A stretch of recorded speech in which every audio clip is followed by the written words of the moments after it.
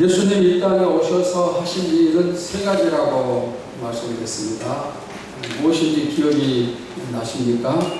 우리 마태복음 4장 23절 함께 봅시다. 시작. 예수께서 온 갈릴리에 두루 다니사 그들의 회당에서 가르치시며 천국 복음을 전파하시며 백성 중에 모든 병과 모든 약한 것을 고치시니. 여기 보시면 가르치신, 또 전파하신, 고치신, 즉 치유하신 예수님의 3대 사역입니다. 예수님의 3대 사역은 곧 교회의 3대 사역이 됩니다. 우리 교회에서도 이 세 가지가 차고 넘치기를 여러분이 기도해 주시기를 바랍니다. 우리가 이제까지 예수님 닮아가기 예담 시리즈를 살피고 있는데 이제 오늘 11번째를 살피면서 막을 내리게 되겠습니다. 오늘은 마지막 시간으로 예수님의 전파하신, 즉 전도에 대해서 몇 가지 말씀을 드리겠습니다. 첫째, 예수님이 이 땅에 오신 목적은 전도하기 위함입니다. 오늘 본문 마가복음 1장 38절 우리 함께 봅시다. 시작. 이르시되 우리가 다른 가까운 마을들로 가자. 거기서도 전도하리니 내가 이를 위하여 왔노라 하시고.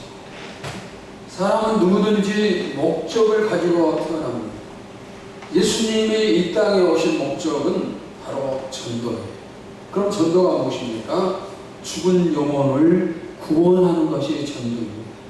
전도하는 것이 예수님이 이 땅에 오신 가장 큰 목적이라면 당연히 우리에게도 전도가 이 땅에 우리가 온 가장 큰 목적이 됨을 믿습니다. 우리가 예수 믿는 이유가 뭡니까? 첫째는 내가 구원받는 것입니다. 그리고 두 번째는 다른 사람을 구원받게 하는 것입니다. 우리가 열심히 기도하고 성령 충만함 받고 전부 다 전도하기 위함입니다.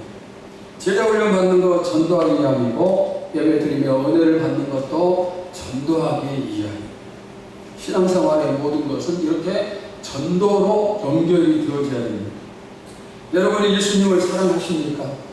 예수님 사랑하시나요? 네. 그렇다면 무엇을 해야 될까요? 예수님이 소중히 여기는 일을 나도 해야 되겠죠. 또 예수님이 하신 일을 내가 해야 되겠죠. 마가복음 1장을 통해서 예수님의 하루의 일과를 잘 살필 수가 있어요. 그분은 하루 종일 일을 하셨어요. 새벽부터 밤 늦게까지 일을 하시는데 왜 그렇게 열심히 일을 하시는가? 이유는 하나예요.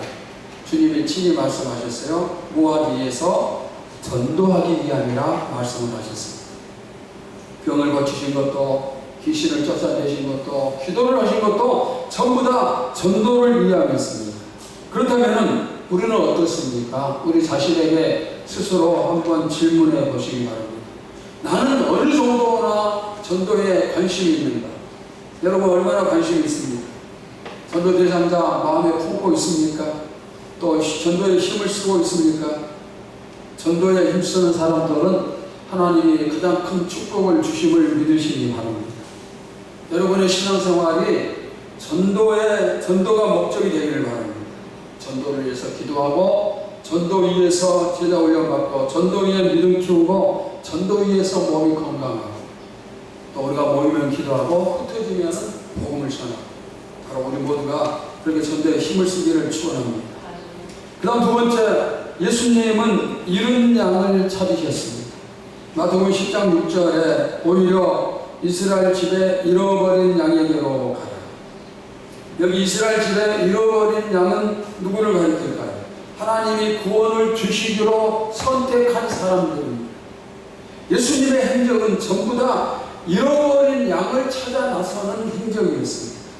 잃은 양을 찾기 위해서 이 땅에 오셨습니다. 잃은 양을 찾기 위해서 천국을 전파했고 병든 자를 치료를 하셨습니다. 잃은 자가 얼마나 중요한지 우리에게 수없이 말씀을 하셨습니다. 세금쟁이 삭개오를 찾아가셨고, 어부들을 찾아가셨고, 죄인을 찾아가셨고, 병든 자를 찾아가셨습니다. 이 모든 것들이 전부 다 잃은 자를 찾기 위함이었습니다. 그리고 잃은 자를 구원하기 위해서 그분은 친히 십자가를 지셨습니다. 여러분, 예수님이 가장 기뻐하시는 일이 무엇일까요? 잃은 양을 찾는 것입니다. 이른 양이라고 말하는 것은 그 양이 본래 누구의 것이었다는 겁니다. 예수님의 것이었다는 뜻입니다. 이러다 찾는 기쁨이 얼마나 큰지 경험이 있는 분은 잘 아시겠죠.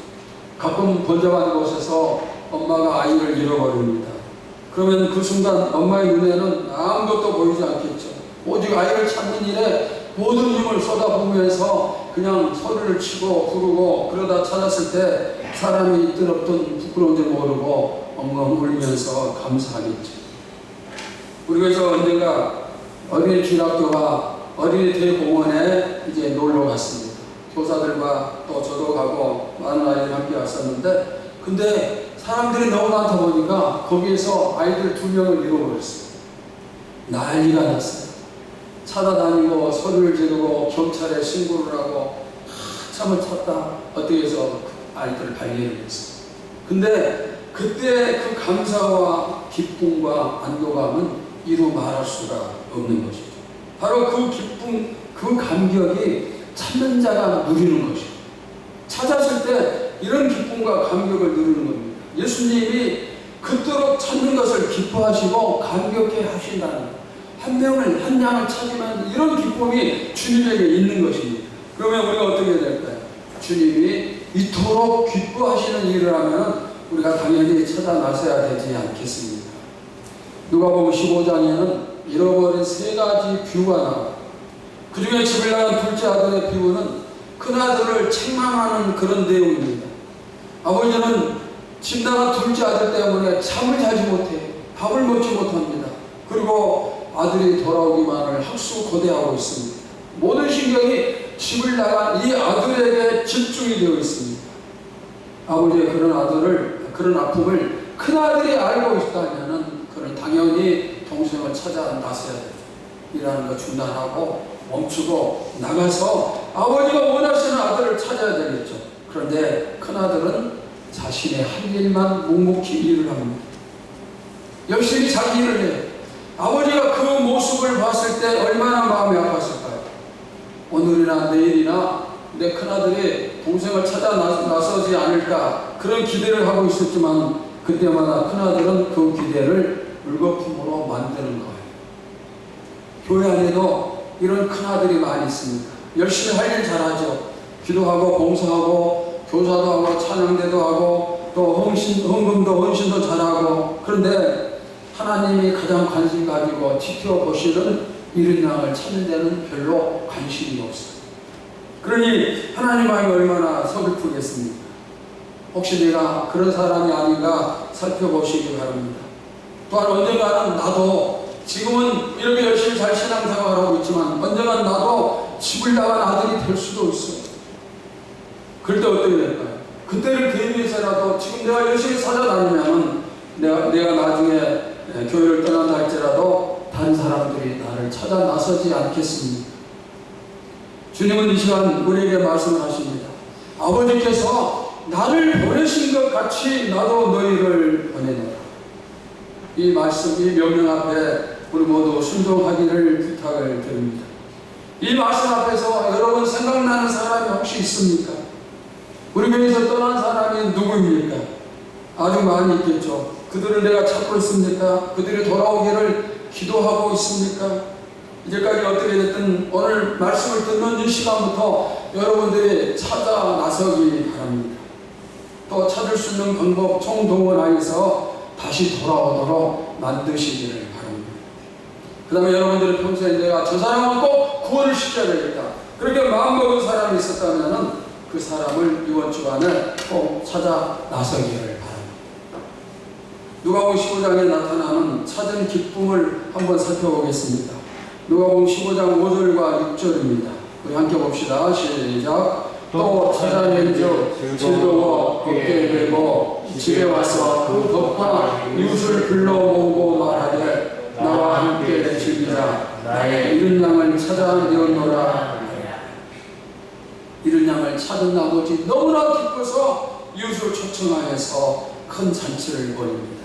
자, 누가복음 15장 9절과 10절도 봅시다. 시작. 또 찾아낸즉 법과 이웃을 불러 모으고 말하되 나와 함께 즐기자. 이런 드라크마를 찾아내었노라 하리라. 내가 너희에게 이르노니 이와 같이 죄인 한 사람이 회개하면 하나님의 사자들 앞에 기쁨이 되느니라. 한 드라크마 돈을 잃어버렸는데 열심히 찾아서 결국 찾았습니다. 그러다 어떻게 합니까? 여기서도 똑같이 이웃을 초청하여서 잔치를 벌입니다. 누가복음 15장 22절에서 24절입니다. 시작. 아버지는 종들에게 이르되 제일 좋은 옷을 내어다가 입히고 손에 가락지를 끼우고 발에 신을 신기라. 그리고 살찐 송아지를 끌어다가 잡으라. 우리가 먹고 즐기자. 이 내 아들은 죽었다가 다시 살아났으며 내가 이랬다가 다시 오는도라 하니 그들이 즐거워하더라. 집을 나간 둘째 아들이 돌아왔습니다. 잃어버린 아들을 찾았습니다. 그래서 아버지가 잔치를 벌입니다. 방금 이 말씀을 살피면 아버지의 기쁨이 얼마나 큰 것인가를 상상할 수가 있습니다. 그런데 우리를 통해서 하나님도 이 기쁨을 누리실 수가 있습니다. 하나님이 이토록 기뻐한다면 우리가 나가서 전도할 이유가 있죠. 이런 양은 스스로 돌아오지 못합니다. 우리가 가지 않으면 그들은 절대로 다시 돌아오지 못합니다. 영원히 이런 양으로 남을 수밖에 없어요. 그러니까 어떻게 해야 돼요? 우리가 가야 돼요. 여러분은 가셔야 됩니다. 세 번째, 전도는 예수님의 가장 큰 명령이요 유언의 말씀입니다. 사도행전 1장 8절 봅시다. 시작. 오직 성령이 너희에게 임하시면 너희가 권능을 받고 예루살렘과 온 유다와 사마리아와 땅 끝까지 이르러 내 증인이 되리라 하시니라. 성경에는 우리를 향한 예수님의 명령이 수없이 많아요. 모든 명령 다 중요하지만 특별히 가장 중요한 명령, 가장 큰 명령은 바로 이 말씀, 전도. 땅 끝까지 전도하는 것. 땅 끝까지 증인이 되라. 이 말씀은 주님의 가장 큰 명령과 동시에 우리에게 주님이 마지막으로 내리신 유언의 말씀입니다. 그러니까 이 유언은 반드시 우리가 지켜야 되겠죠. 우리 교회는 정말 모든 게 다 좋은데 한 가지 부족함이 있어요. 전도에 대한 부담감이 없어요. 여러분, 전도하지 않고도 하나님께 조금 더 미안한 마음 없죠. 2023년 시작되면서 몇 달 동안 열심히 전도를 하다 지금은 전부 다 멈춰졌어요. 전도하는 사람 한 사람도 없는 것 같아요. 교회 부흥을 위해서 전도하라? 그게 아니에요. 나를 위해서 십자가를 지시고 나를 구원해 주신 그분의 가장 큰 명령, 그 명령에 순종하기 위함입니다. 내가 예수님을 사랑함을 증명하는 것은 바로 그 명령에 순종하는 것입니다. 주님이 나를 위해서 죽으셨다함을 믿는다면 오직 전도에 최선을 다하시기를 바랍니다. 주님의 가장 큰 명령은 전도에 열매를 맺는 여러분 되시기를 바랍니다. 전도에 관심을 가진 사람이 많아지고 전도 모임에 동참하는 사람도 많아지기를 바랍니다. 우리가 전도하려면 먼저 전도에 대한 고민이 있어야 됩니다. 어떻게 전도할까? 누구에게 전도할까? 아니면 저 사람 어떻게 구원시킬까? 이렇게 고민할 때 길이 열리고 전도를 실천할 수가 있습니다. 교회 안에 어떤 사람은 모든 초점을 전도하는 데 맞추는 그런 사람이 있어요. 그래서 그런 분들은 자기가 만나는 모든 사람이 전도의 대상자가 됩니다. 어떻게 하면 저 사람을 전도할까 고민하고 또 고민을 합니다. 주님이 우리에게 그토록 원하신다면 주님의 소원을 풀어드려야 되지 않겠습니까? 생명마저 나를 사랑하신 주님이 그토록 전도 원하신다면 우리가 그 소원을 들어드리는 게 당연하겠죠. 오늘 계기로 해서 여러분의 마음에 전도에 대한 열정이 뜨거워지기를 소원하고 전도를 모두 다 사랑할 수 있기를 소원합니다. 우리 교회는 모이면은 못하고 기도하고 흩어지면 전도하는 교회, 바로 이런 교회가 되기를 축원합니다. 자, 네 번째, 듣지 못해서 안 믿는 사람이 있기 때문에 전도를 해야 되겠죠. 전 세계적으로 평생 동안 예수라는 이름을 한 번도 듣지 못하면서 세상을 떠나는 그런 사람들이 한 20억 그 이상이 된다고 합니다. 20억이 넘는 인구가 예수 이름을 듣지도 못해요. 평생 동안. 이름도 들어본 적이 없으니 어찌 믿을 수가 있겠어요. 그리고 우리나라는 어떠합니까? 우리나라는 교회 숫자도 정확히 셀 수 없을 정도로 많아요. 5만 교회, 6만 교회 얘기하고 가만을 쳐다보면 사방이 십자가로 물들어 있습니다. 정치인, 경제인, 연예인, 체육인, 의료인, 법조인, 군인, 경찰, 교육인, 그들 가운데 수많은 사람들이 예수를 믿는 사람. 길거리에서 다른 사람과 부딪힐 때 네 사람 중에 한 사람은 바로 예수를 믿는 사람이에요. 여기저기 온통 믿는 사람들이 사방에 믿는 사람이 있습니다. 그래서 안 믿는 사람들이 쉽게 예수를 믿습니까? 그건 아니에요. 아무리 믿는 자가 많고 아무리 교회가 많아도 그들 스스로 교회를 찾아올 수 없어요. 스스로 교회에 찾아와서 믿을 확률은 0%예요. 안 믿는 사람이 자기가 교회 스스로 찾아올 수가 없어요. 스스로 기독교 방송을 틀고 믿을 확률도 0%예요. 그러니 안 믿는 우리가 가만히 있으면 안 믿는 사람이 구원받을 길이 없어요. 로마서 10장 17절 봅시다. 시작. 그러므로 믿음은 들으면서 나며 들음은 그리스도의 말씀으로 말미암느니라. 자, 안 믿는 사람이 믿기 위해서는 먼저 뭐가 있어야 되죠? 말씀을 들어야 돼요. 그리스도의 말씀을 들어야 됩니다. 그러면 어떻게 이 말씀을 듣습니까? 불신자들 스스로는 들을 수 없다는 것이 문제. 자기들 스스로 그리스도의 말씀을 들을 수가 없습니다. 자, 로마서 10장 14절 봅시다. 시작. 그런즉 저희가 믿지 아니하는 일을 어찌 물으리요? 듣지도 못한 일을 어찌 믿으리요? 전파하는 자가 없이 어찌 들으리요? 듣지 못해서 믿지 못해요. 믿고 싶어도 들려주는 사람이 없으니까 듣지 못하고, 듣지 못하니까 알지 못하고, 알지 못하니 어떻게 믿겠어요? 예수 믿고 어떻게 해야 천국 가는지 알아야 믿을 게 아니겠습니까? 그런데 아무도 알려주지 않아요. 바로 이런 이유 때문에 전도가 필요한 거예요. 여러분의 가족 중에도 믿지 않는 사람이 있겠죠. 아니면 가까운 이웃 중에 직장에도 믿지 않는 사람 많겠죠. 그런데 우리가 착각하는 게 있어요. 내가 열심히 믿으면 우리 가족이 저절로 구원을 받을 것이다. 물론 가정에서 한 사람이 먼저 믿으면 나머지 가족은 구원을 받게끔 되어 있어요. 주 예수를 믿으라. 그러면 너와 내 집이 구원을 얻으리라. 이렇게 말씀이 있습니다. 그러니까 한 사람이 믿으면 나머지 가족이 구원 받을 수 있다. 이렇게 생각할 수 있어요. 그런데 그러면서 기도만 하고 있으면 될까요? 여러분, 저는 그런 사람에게 권면하고 싶습니다. 5년, 10년 기도만 하고 있지 마시고 정식으로 가족들에게 내 인생의 전도를 하는 것. 왜 예수 믿어야 되는가? 어떻게 해야 천국 가는가? 예수님이 여기다 오셨습니다. 정식으로 복음을 전해야 됩니다.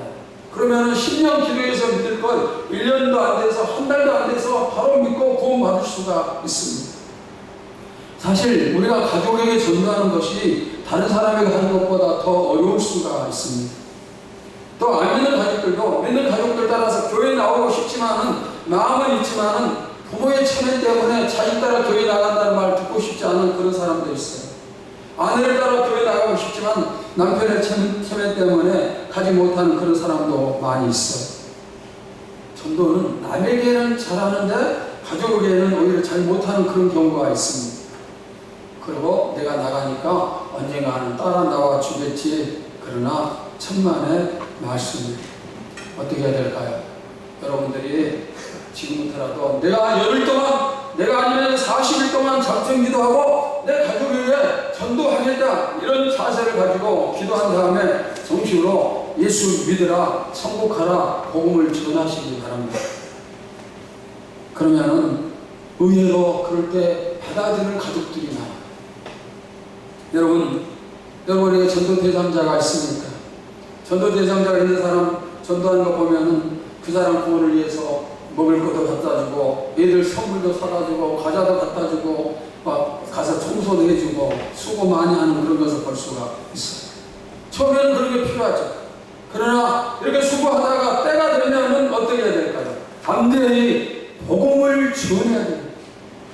여러분, 우리가 친절하다고 해서 교회에 나올까요? 물론 그럴 수도 있지만 친절하고 교회에 나온 사람은 얼마 가지 못하겠죠. 복음을 듣고 내가 예수 믿고 구원을 받아야겠다 생각하는 그 사람이 교회 나오면 오래 신앙생활 하는 거예요. 지금도 듣지 못해서 죽어가고 있는 사람이 얼마나 많겠습니까? 우리는 뉴스를 통해서 하루에도 수많은 사람들이 세상을 떠난, 자살하기도 하고 교통사고로 하여튼 세상 떠난 사람들이 너무너무 많은 것을 알 수가 있어요. 그들이 그들이 믿지 않으면 죽는 거 영원히.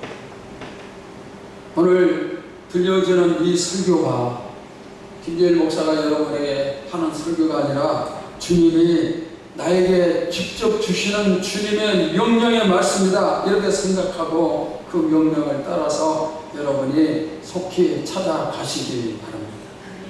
지금 나에게 내리는 명령 뒤로 미루면 그러면 또 순종 못해요. 끝까지 우리는 전도할 수가 없어요.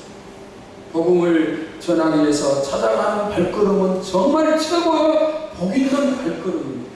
여러분이 열심히 전하여서 복 있는 성도로 우뚝 세워지시길 축원합니다. 다섯 번째, 복음의 빚을 갚으라는 것. 자, 로마서 1장 14절 15절을 봅시다. 시작. 헬라인이나 야만인이나 지혜 있는 자나 어리석은 자에게 다 내가 빚진 자라. 그러므로 나는 할 수 있는 대로 로마에 있는 너희에게도 복음 전하기를 원하노라. 자, 왜 전도하라고 말씀을 합니까? 빚을 갚으라는 것. 성경은 사랑의 빚 외에는 어떤 빚도 지지 말라, 이렇게 말씀하고 있습니다. 그런데 우리에게는 너무나 많은 빚, 여러 가지 빚이 있습니다. 하나님의 일을 하라고 나에게 주신 재능인데 그걸 사용하지 않으면 빚이 됩니다. 교사들이 주일학교 빠지는 거 빚이 되고, 찬양대원들이 찬양대 빠지는 거 빚이 되는 거. 그런데 모든 사람이 진 빚이 있으니 그것은 바로 복음의 빚이에요. 누군가가 나에게 복음을 전해줬기 때문에 내가 구원을 받았어요. 그러면 나는 복음에 빚진 사람입니다. 어떤 사람은 나는 모태 신앙인이기 때문에 복음에 빚이 없다, 그렇게 말하지만 그것도 천만의 말씀이죠. 모태 신앙인으로 태어나고 해서 저절로 구원 받는 게 아니에요. 그들도 복음을 듣고 구원을 받는 것입니다. 그러니까 빚이 있어요. 빚이 있으면 편하지 못하죠. 여러분, 누군가에게 돈을 빌려 쓴 적이 있습니까? 전에 성전을 건축하면서 건축비 때문에 시달린 적이 있었습니다. 은행으로부터 계속 연락이 오고, 그러나 공사하는 사람들 또 지불을 해야 되고 그러는데 제대로 치르지 못해서 정말 힘들었어요. 근데 그럴 때 너무 고통스러우니까 무슨 생각이 드는가 하면은 빨리 천국 가면 좋겠다, 그런 생각까지 들 정도예요. 빚이라는 게 그렇게 고통스러운 것입니다. 그런데 내가 계속 이 고통을 짊어지고 살아야 되겠습니까? 주님께서 우리를 향해서 너 왜 빚지고 사느냐? 빨리 빚을 갚아라. 주님이 자꾸 이렇게 말씀하신다면 우리가 마음이 편하겠어요. 누군가가 여러분을 구원했다면 여러분도 누군가를 구원해야 그 빚이 없어집니다. 그러면은 내가 한 사람만 구원시키면 내 복음의 빚이 없어집니다. 여러분 어떤 생각을 하세요? 그게 아니에요. 바울은 뭐라고 얘기했습니까? 좀 전에 살폈던 로마서 1장 14절 보시면 헬라인이나 야만이나 지혜 있는 자나 어리석은 모든 자에게 빚을 졌다 그랬어요. 사실 바울은 사람에게 복음을 받지 않았어요. 예수님이 직접 찾아와서 전도하셨고 그래서 구원을 받았기 때문에 사람에게 복음의 빚은 없어요. 그런데 바울이 뭐라고 얘기합니까? 헬라인이나 야만인이나 지혜 있는 자나 어리석은 모든 자에게 빚을 졌다. 다시 말하면 이 세상에 안 믿는 모든 사람에게 내가 빚을 진 사람이다. 빚쟁이는 모든 사람입니다. 우리도 마찬가지예요. 주변에 안 믿는 모든 사람, 내 가정에 안 믿는 가족들, 내 주변에 안 믿는 사람들, 이 지역에 안 믿는 사람들, 모든 사람들에게 우리는 빚을 지고 있어요. 그러니까 어떻게 해야 되죠? 그들에게 열심히 전도해서 빚을 계속 갚아 나가야 됩니다. 여러분 모두 열심히 전도하여서 복음의 빚에서 자유를 얻으시기를 축원합니다. 자, 여섯 번째, 화 대신 상을 받으라는 것입니다. 다니엘 10장 3절 우리 잘 아는 말씀입니다. 함께 봅시다. 시작. 지혜 있는 자는 궁창의 빛과 같이 빛날 것이요 많은 사람을 옳은 대로 돌아오게 한 자는 별과 같이 영원토록 빛나요. 전도는 큰 상을 받아요. 여기 많은 사람을 옳은 대로 돌아오게 한 자는 바로 복음을 전해서 구원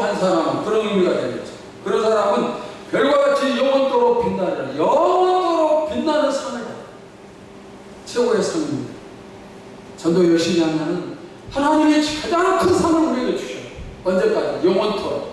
그런데 이것을 우리가 잘하는데 모르는 게 한 가지 있어요. 어떤 거냐면 전도 열심히 하면 상을 받지만 전도의 명령에 순종하지 않았을 때 나에게 어떤 일이 생기는가 거기에 대해서는 잘 모르고 있어요.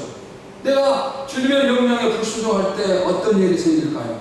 우리 다 같이 고린도전서 9장 16절 봅시다. 시작. 내가 복음을 전할지라도 자랑할 것이 없으면 내가 누굴할 일이니라. 만일 복음을 전하지 아니하면 내게 화가 있을 것이다.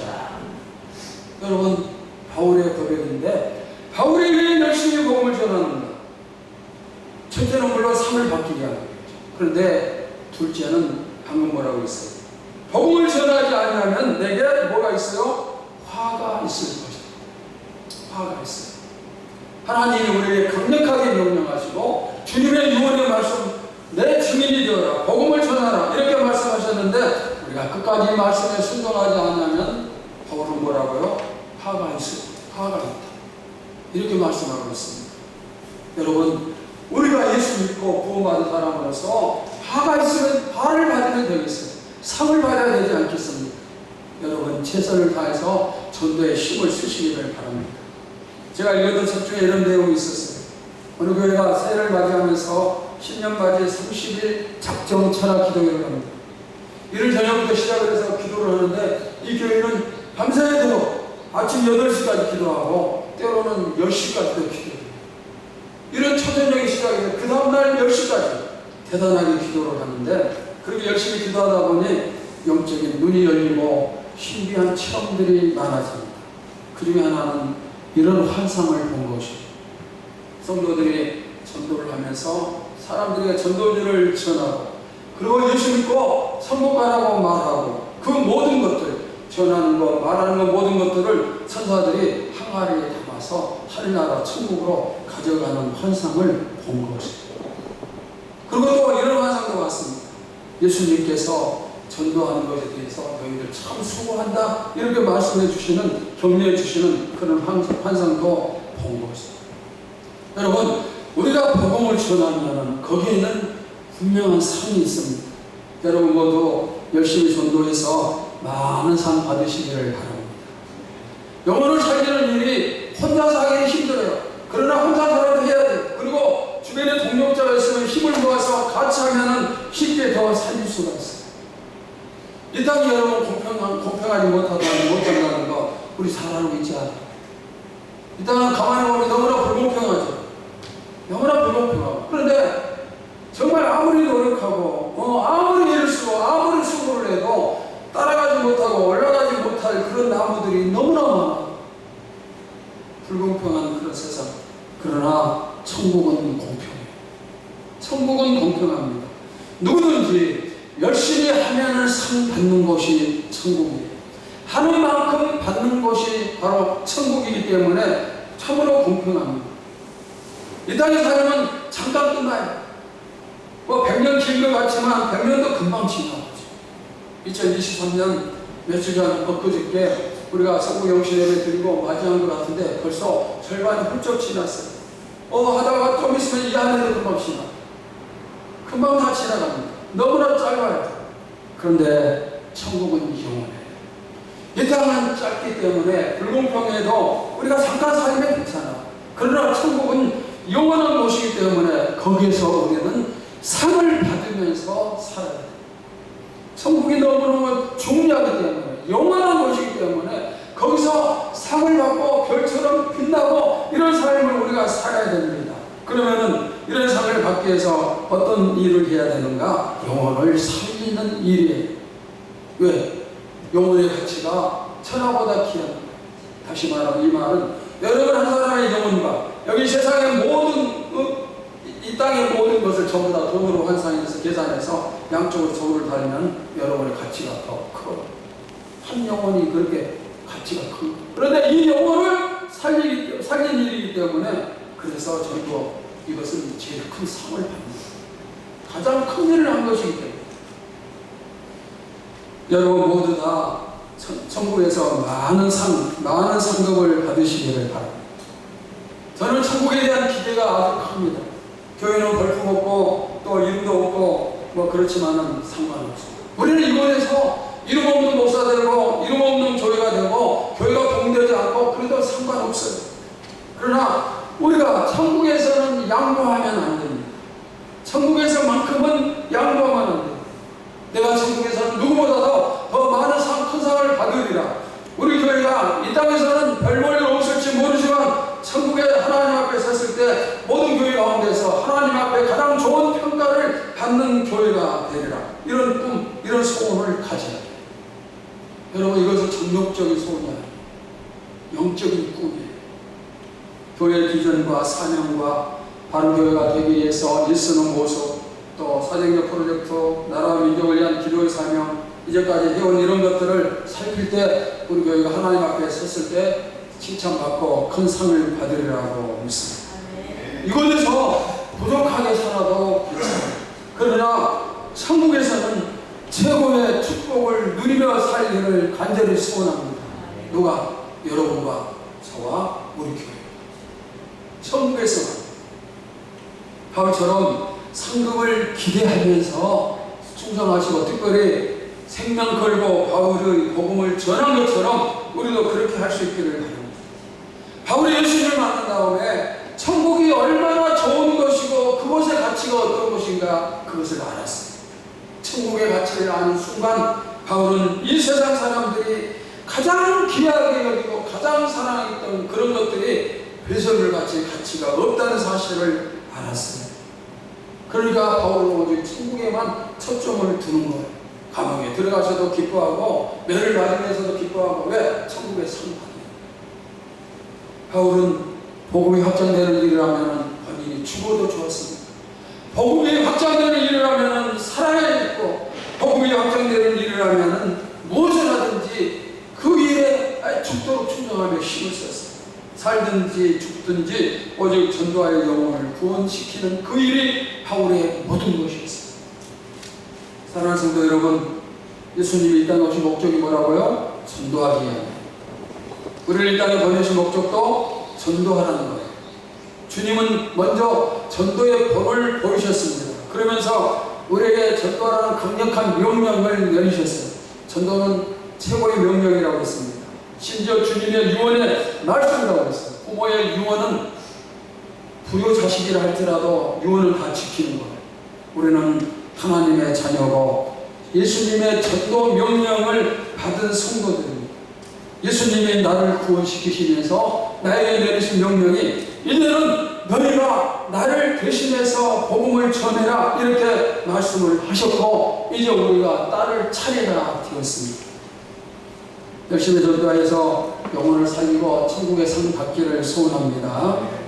이 시간 여러분의 마음속에 전도 대상자를 선정을 하시기 바랍니다. 이제까지 한 사람도 없었고 아무 관심이 없었다 할지라도 오늘 주님이 주시는 명령 말씀 생각하면서 대상자를 선정하고 그 사람을 어떻게 전도할 건가 고민하면서 기도하고 영혼을 살리시기를 바랍니다.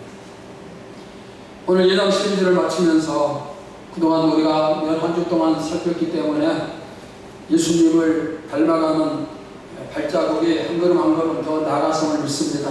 주님을 우리가 한 걸음 더 닮아갔으리라고 믿습니다. 오늘 들었던 이 말씀 전도하는 일에 있어서도 우리가 주님을 더 닮아가면서 열심히 복음을 전하기를 주님의 이름으로 축원합니다. 하나님 감사합니다. 우리에게 주님 말씀하셨습니다. 나를 살리시고 구원하신 주님께서 이제는 너희가 내 대신 다른 사람을 살리라. 다른 영혼을 구원시키라. 우리에게 말씀하셨습니다. 주님, 이 주님의 말씀 앞에 주님을 사랑하는 우리가 순종하기를 원합니다. 주여, 주님이 주시는 축복은 좋고 주님이 주시는 전도의 명령은 싫고 그게 아니고 정말 천하보다 더 귀한 이 세상의 모든 재물을 합한 것보다 더 귀한 한 영혼을 살리는 일에 우리가 힘을 쓰게 하여 주시옵소서. 그토록 귀한 한 영혼을 살리는 일에 최선을 다하고 하나님의 가장 강력한 명령이요 유언의 말씀인 전도하라는 이 명령 유언 앞에서 우리가 온전히 순종하여서 하나님 사랑함을 나타내게 하시고 그리고 전도를 통해 열매를 맺어서 많은 영혼을 살리고 천국에서 그 상을 받는 우리 모두가 되게 하여 주시옵소서. 예수님의 이름으로 기도하옵나이다. 아멘.